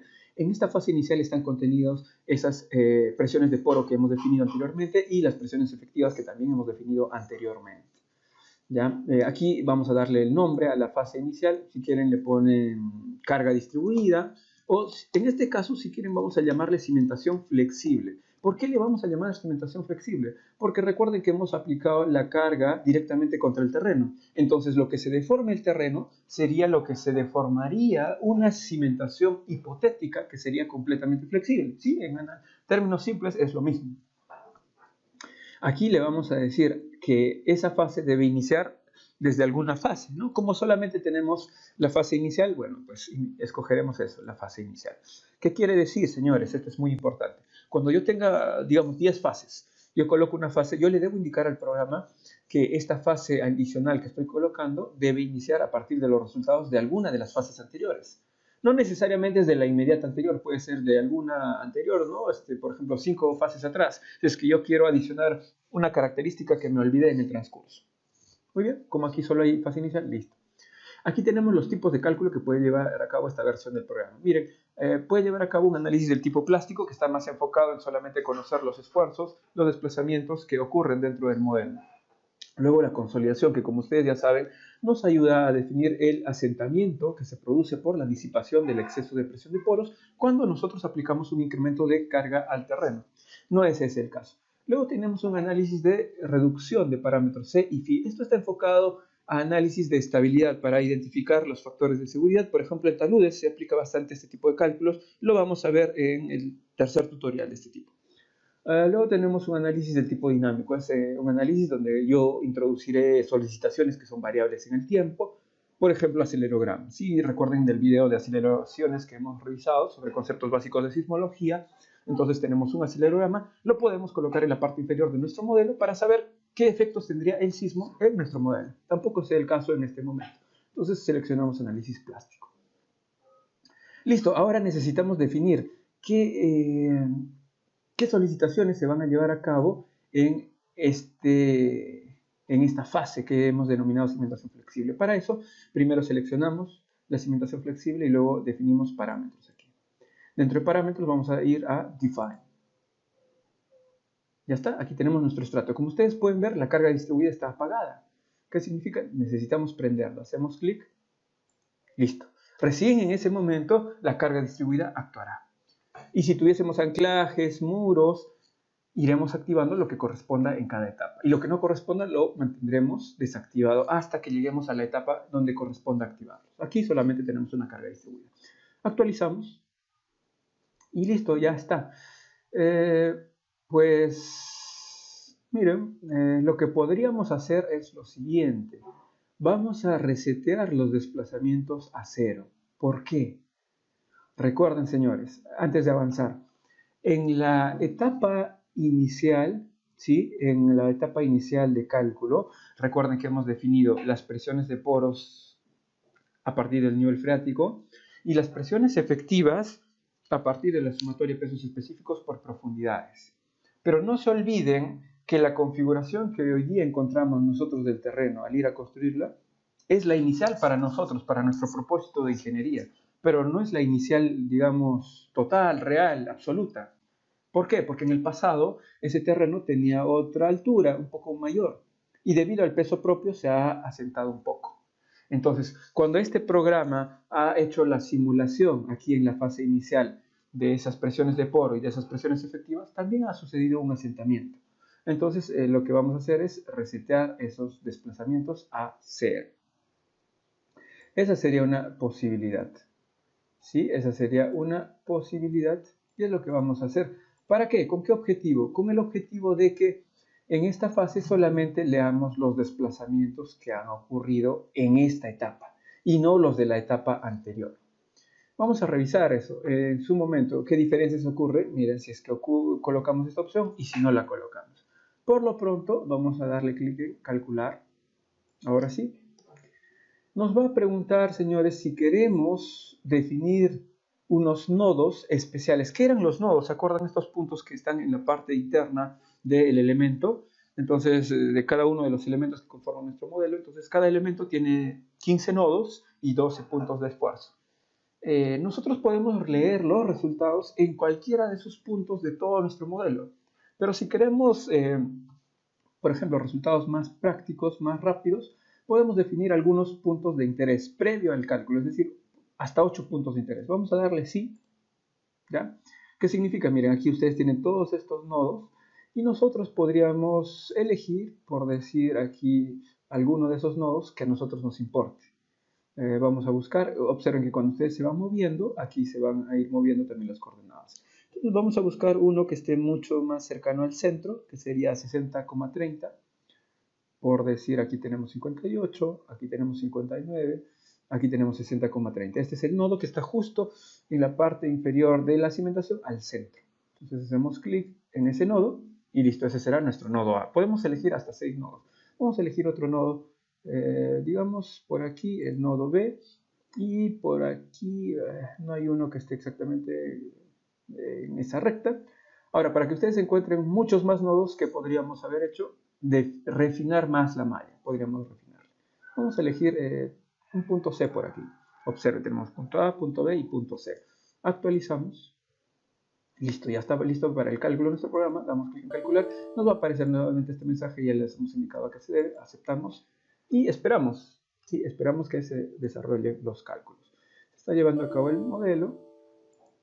Listo, una vez que ustedes tengan el check de color verde aquí, quiere decir que el programa ha desarrollado los cálculos sin ningún inconveniente. Y aquí, miren, ha alcanzado el estado de cargas preescrito completamente. Muy bien, ya está, se acabó. Ahora que queremos ver los resultados, nos vamos al módulo de Output. Eso está aquí. Hacemos clic y miren, esa vendría a ser la configuración deformada de nuestro modelo.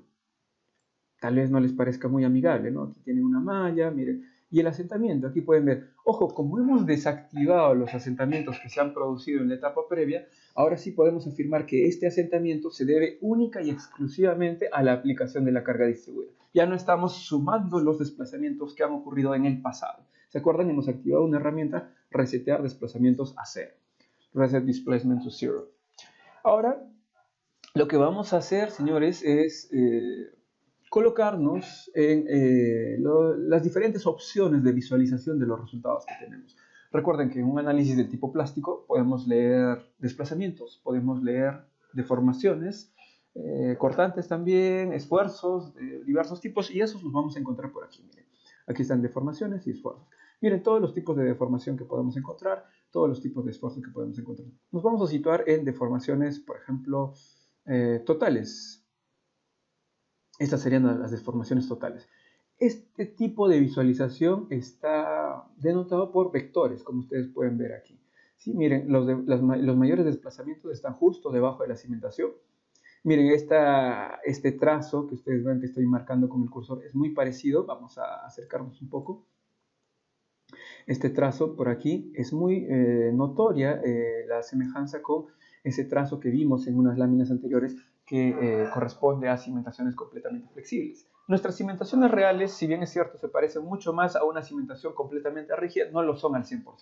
Siempre habrá ciertas diferencias. Entonces, un caso ideal es cimentación completamente flexible, otro caso ideal es cimentación completamente rígida. Nuestras cimentaciones reales, ¿dónde se sitúan? Mucho más cerca de las cimentaciones completamente rígidas. Como pueden ver, también miren los asentamientos, los desplazamientos. Aquí los vectores nos indican esa dirección de los desplazamientos. Aquí también tenemos, miren, desplazamientos asociados a la colocación de esta carga, pero mucho más pequeños, casi imperceptibles. Entonces, en la parte central podemos ver que tenemos punto 8 centímetros de asentamiento, ¿sí? En la parte central, que es el punto máximo de asentamiento. Siempre aquí nos van a dar los resultados del valor máximo de todos estos asentamientos. Ahora, esta es una manera de visualizarlo. Podemos visualizarlo con líneas de contorno, miren. Sí, que nos enmarca más o menos unas curvas que nos indicarían qué líneas tenemos un mismo nivel de asentamiento. Es decir, en toda esta curva yo podría identificar un mismo nivel de desplazamiento del terreno. Pero hay otra forma de visualizar esto. Miren, shadings. que de repente se ve un poco más vistoso. Miren, en escala de colores, aquí vemos la influencia de esta cimentación en el terreno.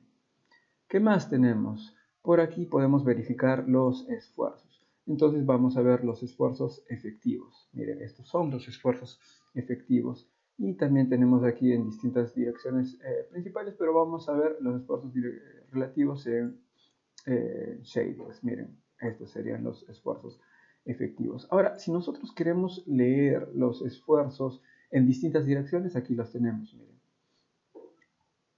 Los puntos de clasificación. Aquí están los puntos de clasificación. Recuerden que los puntos de clasificación son aquellos puntos en los cuales estamos cerca o ya estamos tocando en la recta del criterio de falla de Moore-Coulomb. ¿Sí? ¿Qué significaba eso? Que nosotros estamos, digamos, en cada punto del modelo, ustedes saben que tenemos un estado de esfuerzos. Y cuando este estado de esfuerzos está cerca de llegar a la falla, ¿qué significa? Este estado de esfuerzos está representado por un círculo de Moore. Si ese círculo de Moore crece tanto que está a punto de tocar la recta que representa el criterio de falla de Moore-Coulomb, estamos cerca de la falla. Entonces estos puntos de clasificación son aquellos donde ya se ha llegado a ese estado. En el resto, donde ustedes ven color celeste, no pasa nada, el terreno está lejos de fallar. Muy bien, ¿qué más podríamos visualizar? Si quieren podemos visualizar, miren, los nodos. Aquí están todos los nodos. Si es mucha complicación para la visualización, los apagamos. Pueden visualizar los puntos de esfuerzo, aquí están. Pueden visualizarlos ambos, miren, se satura mucho más la visualización. Los vamos a apagar. Pueden visualizar también los elementos. Ahí están los elementos de su malla. Podemos visualizar los números de los puntos que estamos analizando, pero recuerden que como todo corresponde a un mismo estrato, tienen una numeración única por ahí. En desplazamientos también podemos ver los desplazamientos por fases. Hay dos tipos de análisis, desplazamientos por fases y desplazamientos incrementales. Los desplazamientos por fases están orientados a ver si es que yo tuviera varias etapas constructivas, cuáles son los desplazamientos en cada una de ellas. Y los desplazamientos por incrementos son los referidos a la última etapa de cálculo dentro de una misma fase. Ahora no los vamos a utilizar porque estamos trabajando en una sola fase, una sola carga.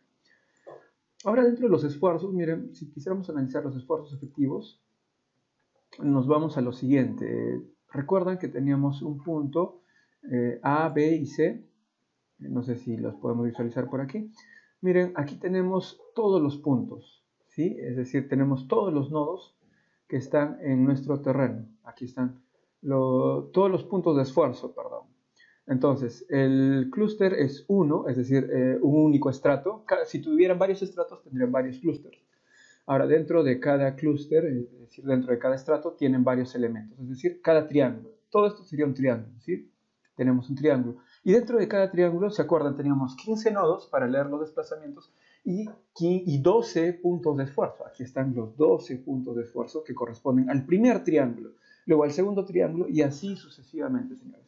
Entonces, en cada triángulo, miren, estas son las coordenadas donde se ubica el punto de esfuerzo número 2 del primer triángulo. Y aquí están los esfuerzos que podemos leer en cada dirección. Y está en estado elástico. Muy bien, ahí se nos complica porque tendríamos que buscar el punto. Podríamos exportar, en todo caso, copiar todo esto, seleccionarlo, copiarlo a una hoja de cálculo. Y ya saben que una hoja de cálculo es mucho más fácil abordar esto, ¿no? Miren, porque miren cuántos puntos tenemos. Tenemos, observen, 12.684 puntos de esfuerzo.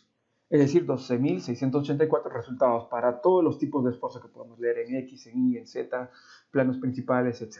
¿Sí? Y para los elementos o para los nodos de desplazamiento, recuerden, aquí solamente hay 12 puntos, en el otro hay 15, es decir, vamos a tener muchos más puntos. Entonces, imagínense para un problema de cálculo mucho más complejo, mucho más numeroso, más tedioso, con más condicionantes como anclajes, taludes, que combine varias cosas, necesitaríamos un modelo con mayor cantidad de puntos de esfuerzo. Muy bien, podríamos seleccionar todo, lo copiamos a una hoja de cálculo y en una hoja de cálculo sí buscaríamos las coordenadas de nuestros puntos de interés, porque a nosotros seguramente siempre nos van a solicitar identificar cuál es el incremento de esfuerzo inmediatamente debajo de la cimentación. a 1 metro, a 2 metros, a 3 metros, a 4 metros. Pero ojo, señores, que estos esfuerzos ya son totales. ¿Qué significa? Aquí no me está diciendo, ojo, este esfuerzo es solamente debido a la aplicación de la zapata. No, no. Lo que hemos hecho era resetear los desplazamientos, no los esfuerzos. ¿Qué significa? Imaginemos que este punto 12 que ustedes ven aquí tiene un esfuerzo y que este sea el esfuerzo debajo y ese punto esté ubicado debajo de la cimentación. Entonces, los esfuerzos que ustedes están leyendo tienen dos componentes. Una componente es de la sumatoria por peso específico del terreno, ¿sí? Que como ustedes saben, este esfuerzo se incrementa con la profundidad. Y la otra componente, ¿cuál es? Es el incremento de esfuerzo debido a la aplicación de la carga en la parte superior. Entonces ya está sumado aquí. Tenemos que restarle. Es decir, podríamos hacer dos cosas. Primero, calcular la sumatoria de esfuerzos hasta ese punto, esfuerzo efectivo, y le restamos al valor que estamos hallando. Y ya está. O si quieren, hacen un modelo donde no tienen cargas y del resultado lo restan. Tenemos las dos formas. ¿Por qué? Porque a ustedes solamente les va a interesar los incrementos de esfuerzo debido a la aplicación de la carga distribuida. ¿Para qué? Para que luego los puedan comparar con los cálculos que habrán efectuado manualmente con Businesc. Muy bien, cerramos esto, regresamos a esta vista. No se olviden, hay que cerrar en esta opción, no en la de arriba, porque si no se nos cierra todo el programa, todo el módulo. Tenemos también la opción de ubicar aquí una sección, sí, es decir, una sección aquí para ver los esfuerzos. También podemos visualizar puntos de esfuerzo, que me parece que están aquí. Miren, ir a curvas. Aquí vamos a ir para verificar qué sucede. Miren, nos pide una tabla existente. Vamos a ponerle una nueva tabla del modelo. Ya lo seleccionamos. Miren, esto es lo que siempre les va a aparecer cuando ustedes graben. Un archivo y una carpeta. Entonces seleccionamos el archivo, lo abrimos. Y aquí es donde vamos a encontrar, señores, los puntos que hemos seleccionado. ¿Se acuerdan? Hemos seleccionado 3 puntos de análisis. Punto A, B y C. Entonces el punto A era el que está justo en la parte inferior de la cimentación, es decir, al centro. ¿Ya? Entonces, ¿qué queremos leer? El desplazamiento, bueno, no recuerdo cuáles eran los ejes, asumamos que el eje Y era el vertical, ustedes lo pueden revisar. Y en el eje horizontal, pues lo vamos a dejar aquí para que solamente veamos la evolución de este desplazamiento. Entonces, ok, y listo. Esta es la evolución del desplazamiento. El análisis, no se olviden, acaba cuando este factor de sumatoria llega a 1. Entonces, su programa, miren, muestra que el asentamiento del terreno justo en ese punto ha alcanzado este nivel, miren. Ha subido durante toda la etapa de cálculo y llegó a este punto. Entonces nos situamos en este punto y ahí nos dice cuánto es. Como pueden ver son 8.8 centímetros, ¿sí? 8.8 centímetros, señores. Es el asentamiento de ese terreno debido a la aplicación de esa carga distribuida. Y este valor coincide con el asentamiento máximo, si ustedes se fijan, que nos indicaba ya el modelo en la salida, ¿sí? 8.8. Entonces, esa es otra manera en la cual podemos encontrar directamente los asentamientos que ocurren en cada punto debajo de la cimentación. Y también podemos hacer lo mismo para los esfuerzos. ¿Por qué? Recuerden, miren, vamos a cerrar esto. No queremos guardarlo. Vamos a otra tabla aquí. Bueno, nuevo. Aplicamos. Y si no queremos leer esto, pues... Bueno, hemos seleccionado nodos, ¿no? En los nodos solamente podemos leer desplazamientos. Ahora podemos ver lo que sucede para el punto B. Y bueno, queremos leer desplazamiento en Y. Y ya está. Ahora, si quisiéramos leer esfuerzos, tendríamos que seleccionar puntos de esfuerzo, ya no nodos. Muy bien, ok. Y ya está. Observen. Aquí tenemos el punto 0, pero el cálculo acaba aquí, cuando este factor llega a 1. Entonces vamos a este punto. Y miren, el punto B, que está un poco más abajo que el... perdón, está en un punto más abajo que el punto A, se va a asentar ¿cuánto? 7.8 centímetros. Y es lógico, ¿sí? El punto A se asentaba ¿cuánto? 8.8. El punto B, que está en un nivel inferior, se asienta 7.8. Veamos qué sucede con el punto C, que estaba un poco más abajo todavía. Entonces seleccionamos el punto C, queremos leer el desplazamiento y ya está. Ok. Y miren, ¿cuánto es el asentamiento? 6.2 centímetros, ¿sí? Entonces, con esto ustedes mismos van notando la evolución de los asentamientos debido a la aplicación en el interior del terreno y su variación en la profundidad debido a la aplicación de una carga distribuida en la parte superior que está haciendo las veces de una cimentación completamente flexible. Muy bien, con esto ha terminado esta primera parte del cálculo. Referida, señores, vamos a cerrar este módulo que es de salidas, este módulo que es de curvas, y nos quedamos aquí, que era el módulo de output. Bueno, hasta ahí hemos llegado a colocar una cimentación completamente flexible. En realidad no hemos colocado ninguna cimentación en el modelo, como ustedes han visto. Pero esto está intentando representar qué sucedería si es que mi cimentación sería totalmente deformable, que acompaña la deformación del terreno. Ahora vamos a agregar una cimentación, ¿sí? Entonces vamos a regresar al módulo de input, vamos a ver cuál es, me parece que es este, así es, vamos a regresar al input, ¿ya? ¿Y qué vamos a hacer?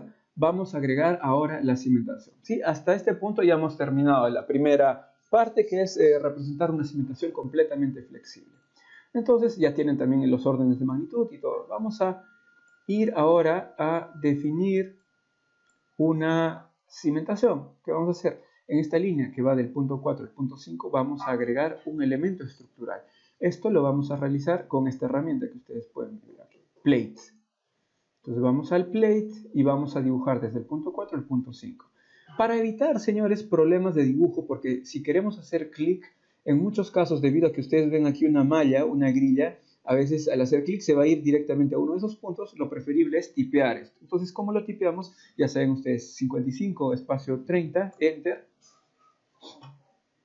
y ya está, miren, se ha situado en este punto, luego 65 espacio 30, Enter, y listo, ya está. Ya tenemos, y como la herramienta está activa, lo que podemos hacer es clic en el cursor de color rojo y se desactivó. Aparentemente no hay muchos cambios, ¿no? Pero aquí vemos una línea de color azul un poco más gruesa. Si hacemos clic, señores, en esta línea, doble clic, notarán, miren que aparece esta ventana. Anteriormente esta línea representaba solo una línea geométrica y una carga distribuida. Ahora representa tres cosas: línea geométrica, carga distribuida y el elemento plate. Muy bien, hasta ahí no hemos hecho nada. Entonces, ok, le damos simplemente, perdón, cancelamos. Vamos a darle a lo siguiente. Aquí en materiales vamos a ir, podemos hacerlo de otra manera, pero preferimos seguir la misma secuencia que hemos hecho hace unos instantes para el suelo. Aquí hemos creado el material para el suelo, esto ya estaba creado. Aquí vamos a seleccionar Plate y vamos a ir a Nuevo. Entonces aquí vamos a colocar nuestras propiedades para nuestro elemento Plate. Entonces vamos a identificar el material, le ponemos cimentación. El tipo de comportamiento, elastoplástico o elástico, lo vamos a dejar en elástico. El valor de EA, ya saben ustedes que E es el módulo de elasticidad del material. En el concreto es bastante fácil de calcular. Por ejemplo, 15.000 raíz de F'C por, si es que F'C está en kilos por centímetro cuadrado. Esto siempre y cuando el concreto oscile un F'C de 280 hasta 420 kilos por centímetro cuadrado. Como módulo de como F'C. Y bueno, el valor de A es el producto de la sección, ¿sí? El área. Entonces, ¿cuál va a ser ese producto de la sección? Esta cimentación que vamos a colocar es de 45 centímetros de ancho. No se olviden que todo nuestro análisis que están viendo ustedes es en dos dimensiones, es decir, estamos trabajando con una rodaja de 1 metro. Entonces el área sería 1 metro por 40 centímetros. Y listo, con eso ya tienen el producto de E por A. No se olviden que los datos están en la lámina que hace unos instantes ya hemos mostrado. Ahí pueden regresar en este video y los revisan. Vamos a colocarlos aquí directamente. Entonces tendríamos 33 y listo. Aquí tendríamos el valor de E por I. Nuevamente, E es el módulo de elasticidad y ya saben ustedes que es la inercia de área. No es lo mismo inercia de área que inercia de masa. Hay que recordar estos conceptos de estática, ¿sí? Entonces la inercia de área para una sección rectangular se representa como B por H al cubo entre 2. Y B viene a ser 1 metro, H 40 centímetros, realizan todos los productos y ustedes tendrían lo siguiente. ¿Ya está? A ver, ¿qué nos ha faltado por aquí? Vamos a ver.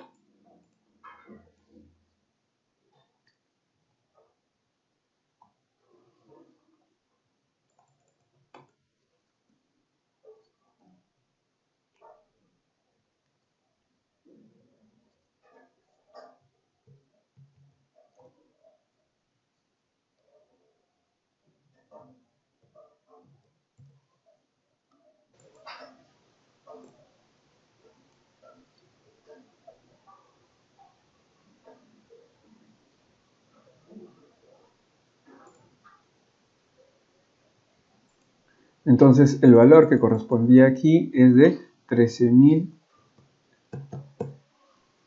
Listo. ¿Y por qué es que me di cuenta que el valor que hemos estado ingresando en esa parte no era el correcto?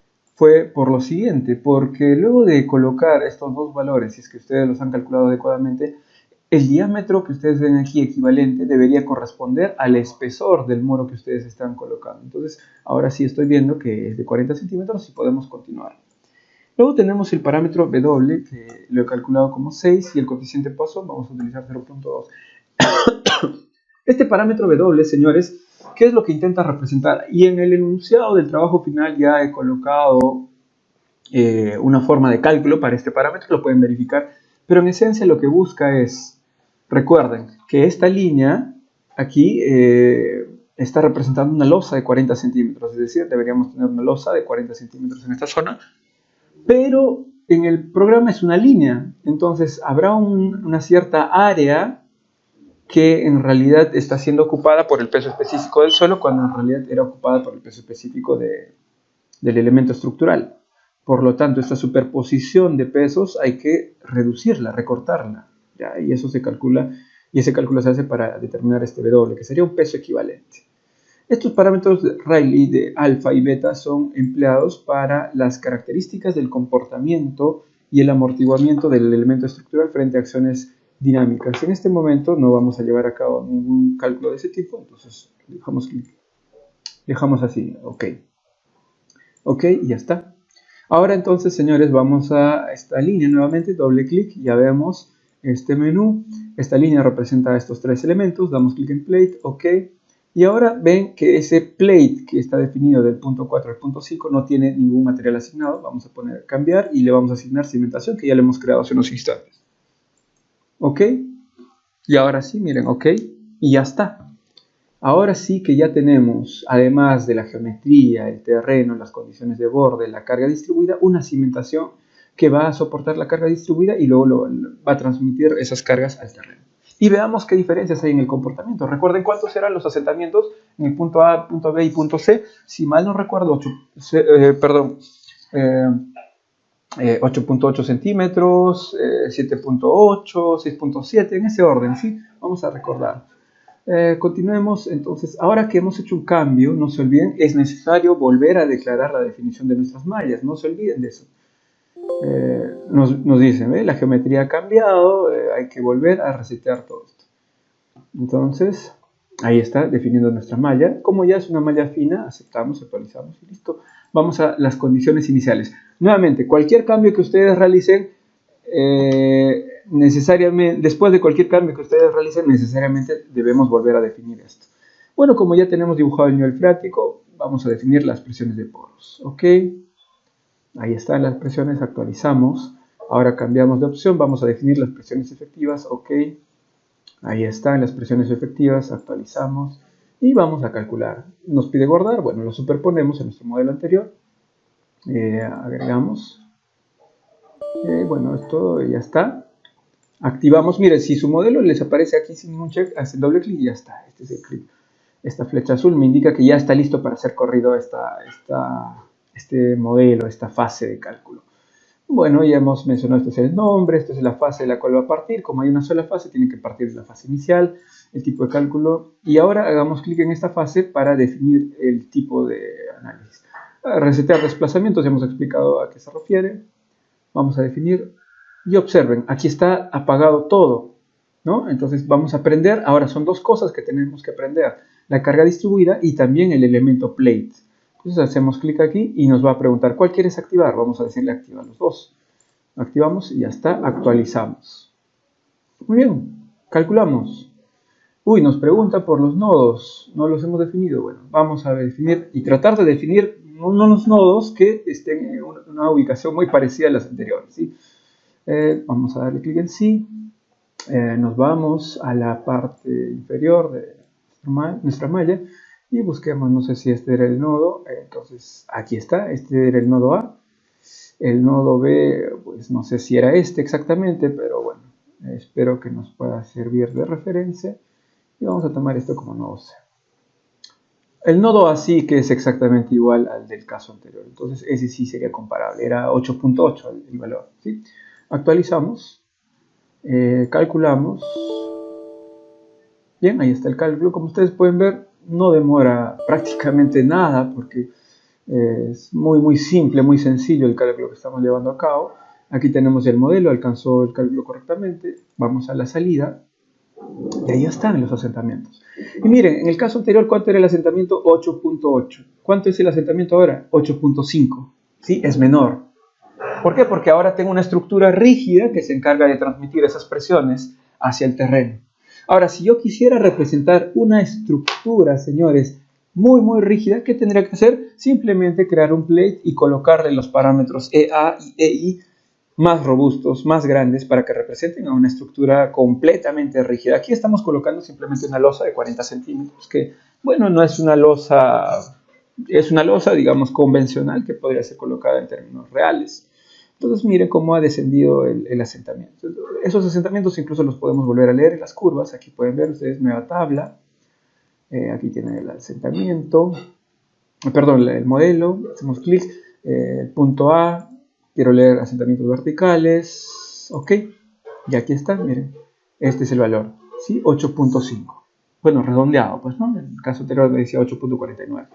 Y en el caso de tener una cimentación completamente flexible era 8.8, ¿sí? Pero justo al centro, debajo del centro. Ustedes podrán notar que si yo desciendo, es decir, voy bajando en los puntos, la diferencia es mucho mayor todavía, ¿sí? A cuando yo tengo una cimentación completamente flexible a lo que tengo con una cimentación completamente rígida. La diferencia es notoria.